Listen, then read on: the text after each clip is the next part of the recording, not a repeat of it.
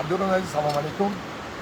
امروز ما همه کسا سرجم شدیم. همه اینجا مشق کننده ها هستن. همه مشق هست.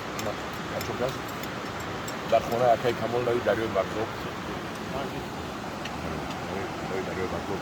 بعد اوش جنوب کردن ما میخوریم و مشق میریم. مشق. بسیار نمیخوریم. کم میخوریم لیکن مشق میریم.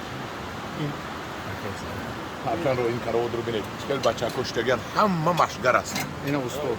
انا استاد ما. شیخ استاد انا حاجی. حاجی بو اکای مسایی مالا. بارو مالو. همه مشقگر است. بعد این صورت همه کسا ما مشق میرویم. انا هم دوران عزیز.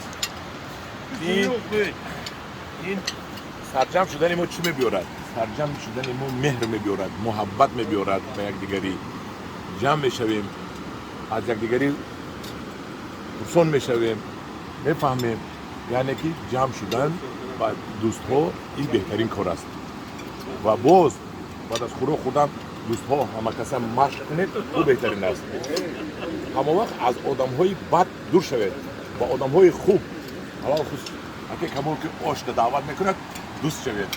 با همه آدم های دوست شوید که پیشتر با آش دعوت میکنن، با فطیر بسکه و چنگالی دعوت میکنن دوست شوید. انا همدیران عزیز انم خیل اگه کمال یک جان تشکر با شما. این آفیزیست. انا کم شده اینشتگیان جان خوش آمدید. اکای هوتا میرفتن. آش شده است. آش درجه عالی.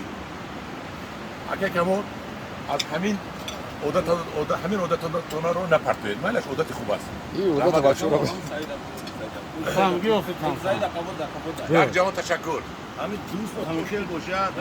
استاد آیدی صحبت یاران چی اگان چور مصری خوبی بیه.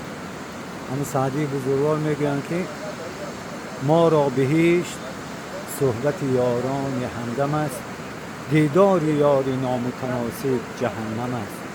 هر دم که در حضور عزیز برآوری، دریاب از حیات جهان حاصل آن دم است. رحمت استاد، رحمت شما. همداران عزیز همه وقت در صحبت یاران باشید.